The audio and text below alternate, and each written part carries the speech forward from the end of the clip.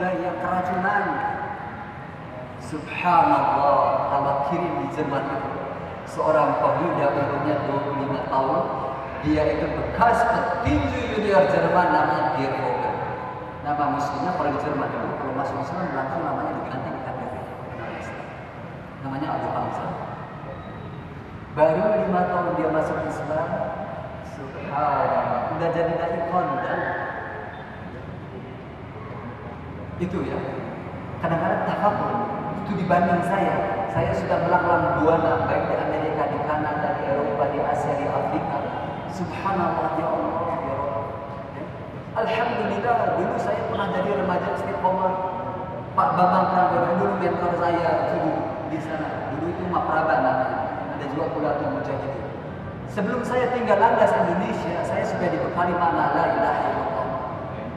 Apa itu arti la ilaha illallah? Jadi ketika saya dapat beasiswa itu dari Goethe Institute, nggak kesambung orang Jerman, enggak. Saya ngerti, wah ini dunia Allah, mau kemana saja silahkan, yang penting beribadah. Ya, fa iya ya fa'budu, inna ard, kata Allah, ya ibad, hai abdi-abdiku, inna ard Allah itu, bumi Allah itu luas, pergi kemana? Mau ke Kanada, mau ke Moskow, mau ke Australia, mau ke Singapura, mau kemana? Nggak luntur. Apa? Namakan apa? Syaratnya fa'iyya ya. Bagaimana cara kita beribadah kepada Allah? Kita tidak tahu kan? Makanya adanya nuzul Quran, adanya malam Lailatul Qadar. Allah turunkan Al-Quran itu huna linnas. Jadi kita ini mengemban amanah global. Karena sistem kapitalis barat, demokrasi barat, sistem liberal bangkrut. Tahu nggak di Jerman? Di Jerman itu boleh sekarang secara undang-undang. Di Prancis baru di demo itu. Laki-laki boleh kawin laki-laki, perempuan boleh kawin perempuan. Menteri luar negeri Jerman itu, Guido Westerwelle itu dari golongan mereka. Kebebasan kita kan harus toleransi, juga semuanya orang itu kan harus mengikuti ajaran kita. Betul. Di dunia ini kita beri kebebasan, makanya Allah mengatakan wa ma rasuli ilal balaghul mubin. Kewajiban para rasul itu balagh, menyampaikan, mubin, tidak boleh ditutup-tutup. Asal publik senang itu yang dicari-carinya yang enak-enak. Mubin, enak kagak enak itu bukan urusan aku. Allah mengatakan laisa 'alaika hudahum walakin Allah yahdi man yasha. Tugas kamu itu bukan memberi hidayah ibu-ibu, bapak-bapak, adik-adik dan remajanya kurangnya. Mana ini? Sebab ini masa depan ummah ini. Kalau bentengnya roboh karena sibuknya ini dengan internet, sibuknya entah dengan apa. Saya lihat TV Indonesia itu sudah membingungkan. Yalbisul haqqa bil batil, itu kayak salat itu. Campur-campur. Sekarang dakwah sebentar lagi berang-berang. Jadi pahalanya hilang. Bukannya kita tidak boleh apa? Berseni, apa harus ada kehidupan. Makanya orang Jerman itu namanya kayak Islam. Ternyata di dalam Islam itu ada seni, ada hiburan, tetapi yang masya Allah. Saya pernah ke Spanyol, ke Alhambra. Ya Allah, ya Allah. Mas, Bapak pernah ke Spanyol itu arsitektur itu. Saya pernah ke Tajikistan, Turkmenistan itu peninggalan zaman-zamannya keemasan Bukhara itu, Samarkand itu, masjidnya ya Allah itu geometri. Jerman itu kan bisa informasinya luas, kita bisa buka akses internet, kali banyak dakwah sekarang di internet itu ternyata alhamdulillah ada mantap. Ya. Tapi kita harus ngerti dulu misi kita. Kita harus belajar dulu basic kita, basic pemahaman dari Allah. Karena apa? Karena musuh-musuh Allah nggak suka tidur. Salah satunya itu jamaah Islam liberal itu bahaya itu. Saya nggak bisa begini karena saya tahu Jerman itu memberi beasiswa kepada lulusan yang untuk sekolah teologi di sana studi banding agama. Ya gendeng lah karena di sana kan teologi. Agama itu semacam ilmu, namanya eksegesi itu, yaitu sebagai histori sejarah. Ya dulu, jadi ya itu kita lihat ini asbabun nuzulnya saja. Itu bukan untuk itu kan 1400 abad ke belakang. Berapa apa? 1400 tahun ke belakang. Tapi yang menentukannya siapa akidah kita itu adalah wahyu ilahi. Apakah matahari di zaman Firaun beda dengan matahari yang sekarang? Ya sama saja kan? Tidak ada perbedaannya. Al-Quran itu adalah kalam Allah. Itu hadis yakin. Tapi kalau di luar orang kita itu nggak percaya, bukan urusan kita lah. Pun walian kata Allah juga la ikraha fiddin, itu toleransi dalam Islam itu. Kalau mereka enggak kan, makanya dakwah kita di Jerman itu enggak pakai duit. Ibu-ibu, bapak-bapak, adik-adik. Tahun 2012 itu di Jerman itu ada aksi dari muslimin, alhamdulillah taala, pembagian terjemahan Quran dalam bahasa Jerman dalam jumlah 2 juta. Geger parlemen Jerman, gereja itu pusing. Yang melakukannya seperti itu ada Jerman, umur yang masuk muslim itu umur 17, 19. Yang bingung cari orientasi di sana kan kebebasan itu. Di sana itu dikit itu ada LSD, ekstasi. Sekarang ada lebih tinggi dari situ. Itu buatan Seko. 48 jam itu senghar terus. Senghar itu bahasa Sunda. Senghar. Ya. Kalau bahasa Indonesia seger terus. Diskotik 48 jam, habis gitu mati lah keracunan generasi muda. Makanya Allah katakan dalam Al-Quran, sesungguhnya lahan-lahan orang kafir itu Allah sempitkan. Kita kan ada itu dalam surat Al-Anbiya itu, surat Sajdah. Sempitkan bagaimana? Ternyata mereka itu menggali kuburan mereka sendiri. Orang di sana laki-laki kawin dengan laki-laki, perempuan kawin dengan perempuan, gak pun punya anak. Maunya apa? Nonton anjing. Ya siapa nanti yang mau mengisi negeri Jerman ini? Orang Islam. Karena kalau orang Jerman masuk Islam, masya Allah, karena dia punya faktor langsung kawin. Mudah-mudah itu. Petinggi Jerman ini anaknya ada 3, umurnya 25. Makanya gereja bingung. Makanya buat konsep jamaah Islam di Barat itu salah satu konsep mereka untuk menghancurkan tauhid kita. Saya bukan ada saudara kita saya sudah termakan karena apa? Gelar profesor, doktor, lulusan Chicago. Dari segi keilmuan teori bagus, Snowcrogernya juga itu gelarnya profesor orientalis. Saya banyak kenal di universitas saya itu tenaga-tenaga ahli pengkaji agama Islam orang Jerman, paham bahasa Arabnya, masya Allah, paham tafsir Quran. Ada yang paham buku kuningnya orang Hebrew. Saya suka diskusi dengan mereka, subhanallah, tapi tidak Allah bukakan hati model Abu Lahab, Abu Jahal itu bahasa Arabnya fasih daripada Bilal, daripada Salman orang Farsi, orang Persia, tapi Allah bukakan hati. Jadi untuk memahami Al-Quran itu bukan teori, makanya bapak-bapak, ibu-ibu, remaja-remaja terutama di kita itu senang gelar. Malah saya baca di Quran yang baru ini, kita tuh senang ngumpulin gelar. Jadi kalau gelar itu bawahnya orang pintar kabalinger. Ya. Nah, orang Jerman itu menemukan arti hidup dan kehidupan di dalam Islam.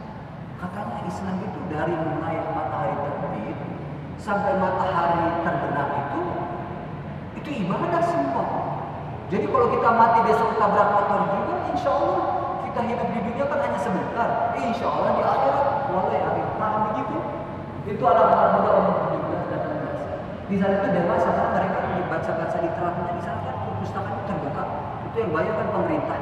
Kita cari sumber apa saja ketemu sana itu. Ya, makanya bingung. Jadi ini kondisi Indonesia itu sengaja banyak di kita ini mau gimana-mana, apalagi sarana internet, Facebook, macam-macam.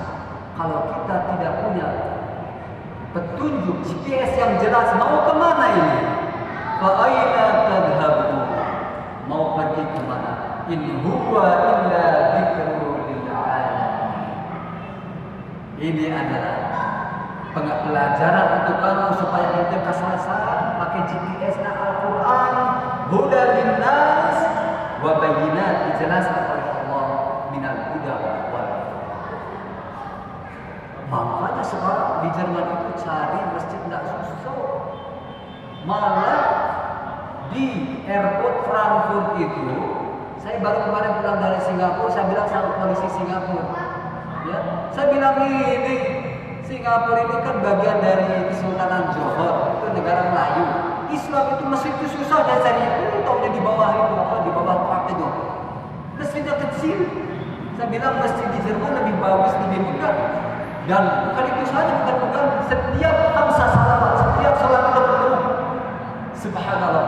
Yang berangkat, yang kerja di situ orang Jerman Muslim, yang imigran juga pada sholat di situ. Masjid itu nggak pernah sepi. Makanya mereka ambil strategi. Dia kirim misioner paham mereka itu kepada kita. Karena kita ini kan di alas, kita kan nggak punya kedaulatan. Kita ini sudah ambruk negeri kita ini secara de facto. Karena apa? Sistem pasar keterbukaan kita ini sudah sistem neokolonialis, sistem neoliberal, sistem pasar terbuka itu kita belum siap. Karena yang mengemban amanahnya itu maling semua, garam semua. Negeri begitu luasnya, cabai masih impor dari Vietnam. Vietnam babak belum melawan Amerika.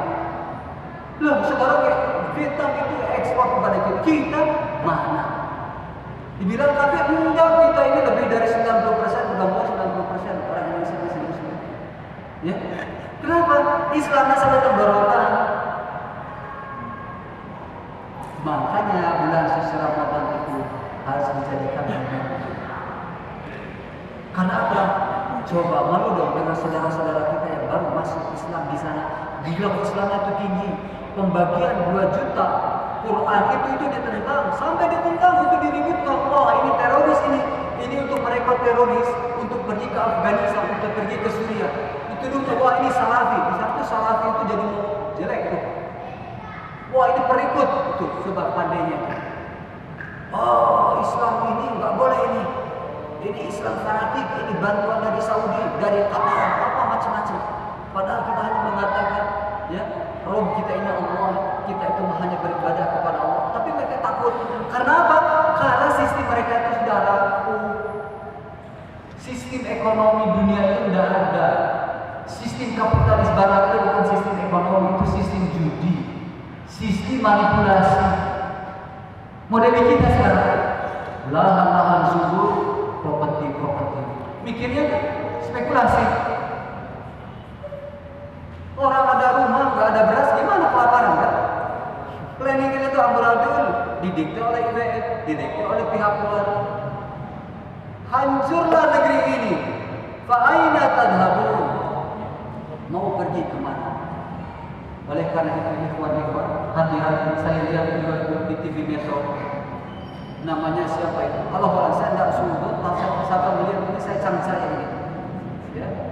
Namanya itu Gold Ray, apa itu namanya? Motivator namanya Teguh. Mario, namanya itu Mario Teguh. Katanya bagus, sampai kawan saya bisa bahwa itu bagus kondisi. Tapi saya nggak pernah mengucapkan Bismillah. Banyak kawan yang pakai jilbab kan. Oh, Gold Ray di interview itu. Saya merasa termotivasi. Ya Allah, pandainya syaitan itu untuk mengelabui. Yang ini nggak pernah bicara Allah, bisa Tuhan, terus Tuhan. Itu konsep Barat untuk menghancurkan akidah motor-motor orang Islam untuk diganti oleh motor-motor mereka. Makanya adik-adik, bapak-bapak, ibu-ibu, supaya saya mendapat pahala dari Allah untuk mengingatkan ini, baca surat Al-Baqarah 120. Sudah jelas dan gamblang. Walan tarda'ankal yahudu walan nasara. Tidak akan ridha orang-orang Yahudi dan Nasrani hatta sampai tattabi'a dinahum. Saya belajar Quran, belajar bahasa Arab basicnya di sini, melancarkannya di Jerman. Mantap ayat hayatnya di mana bisa sukses, yang penting dia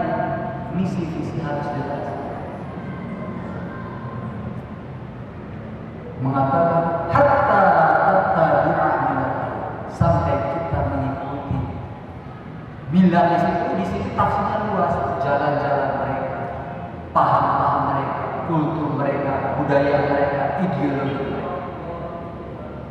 Hatta tattabi'a millata. Jadi itu wahyu yang diturunkan dari Baitul Izzah di bulan di mana Lailatul Qadar diturunkan yang pertamanya di mana nuzul Quran itu.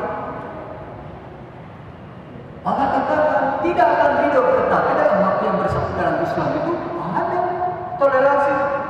Mau agama Yahudi Nasrani kita hormati karena Allah ikrah fiddin, tapi dalam waktu yang bersama hak itu hak, batil itu batil. Wala talbisul haqqa bil batil wa taqtumul haqqa wa antum ta'lamun. Ya ahlal kitab, lima takfuruna bi ayatillahi wa antum tashhadun. Mereka tahu kita itu hak. Datang ini yang membosin kita. Semua agama itu sama, Tuhan kita itu sama. Iya, usulnya sama. Tapi setelah nabi-nabi ini makan, itu diselewengkan sampai ke ahli teolog profesor orang Jerman itu tahu, saya sebut dua yang terkenal itu, sampai oleh Paulus itu dikeluarkan itu dari gereja, namanya Drebemann dan Hans Kuhn. Dia menulis, dia pro Islam itu Drebemann dan Hans Kuhn, dia menulis Islam Code for Christian, apa Quran untuk orang Kristen. Dia menemukan benar ini Quran ini. Makanya orang petinggi Jerman di luar itu masuk Islamnya itu setelah dia baca Quran. Terjemahannya lagi nggak pakai bahasa Arab, tapi sekarang 5 tahun masuk Islam, masya Allah. Lagi kondangnya kayak Agim gitu. Dakwahnya sampai satu saat itu pernah dakwah di kota saya di Frankfurt. Di Frankfurt itu ada orang itu Allah tapi lebih bagus, lebih tertata bagus. Ya. Kan di Jerman itu kalau pusat perbelanjaan itu bebas mobil, ya luas, ada taman untuk orasi. Satu saat dia itu orasi di sana. Yang datang itu 2000, yang dengar itu. Yang dengar itu siapa? Muda-mudi. Selesai dakwah, masuk Islam masa 20 orang Jerman. Coba kalau kita modifikasi saja, ini nanti kami punya anak. Di saat mereka kebebasan, liberal, demokrasi, kapitalis, ya. Di Jerman itu orangnya kaya-kaya. Petani itu punya pesawat sendiri, ya, punya apa? Helikopter itu di sana biasa, naik helikopter itu orang apa? Kayak SIM gitu, ya, karena saking mapan ekonominya. Tapi karena jujur orang Jerman itu terus terang, ya, kenapa mereka itu bangkit setelah hancurnya perang dunia kedua itu? Makanya mereka mudah masuk Islam, ternyata cara berpikir mereka itu sudah Islami. Orang Jerman itu orang kerja. Kalau bangun pagi mereka tidak pernah tidur, langsung kerja. Orang Jerman itu, di Jerman itu kalau kita naik kereta bawah kanan, naik bis, nggak kayak di Inggris, di Amerika harus di depan, beri karcis, cerai, supir tanya. Enggak, di sana itu bebas. Karena pemerintah Jerman itu mendidiknya orang itu harus tahu diri. Nah, kalau nggak bayar karcis, yang bayar pegawai siapa sih? Jadi sana itu bebas. Hanya sekali-sekali itu suka ada pengontrolan. Punya karcis enggak? Kalau nggak didendanya gitu. Jadi tanggung jawab pribadi. Sampai taman-taman saya lihat teman saya kebetulan punya kebun di Subang itu. Saya bilang ini dekat hutan belantara, nggak pernah dengar suara burung. Di Jerman itu di tengah kota Frankfurt itu kedengeran burung. Nah, jadi Jerman itu masya Allah mudah masuk Islamnya. Mereka itu disiplin. Setiap beberapa ratus meter tempat tong sampah itu ada. Ya. Orang Jerman itu nggak banyak ngomong. Kalau saya naik pesawat kalau ke Indonesia, di sebelah saya orang Jerman selama 19-20 jam itu nggak pernah ngomong, acuh aja. Kalau nggak penting orang Jerman nggak pernah ngomong. Ternyata sifat orang mukmin itu, ya. Waladina anilawi nur itu untuk asal ngomongnya, asal beberapa poin kiri kayak penting mah warung kopi, nah cuma itu. Subhanallah, ketika masuk Islam mereka mudah. Makanya mereka mendapat kebebasan, ternyata bebasnya itu nggak keruan. Ya, hura-hura, diskotik 48 jam, kumpul kebo itu di sana zina itu udah nggak ada. Di sana itu banyak ibu-ibu lahir 5 anak, nggak tahu siapa bapaknya udah 10,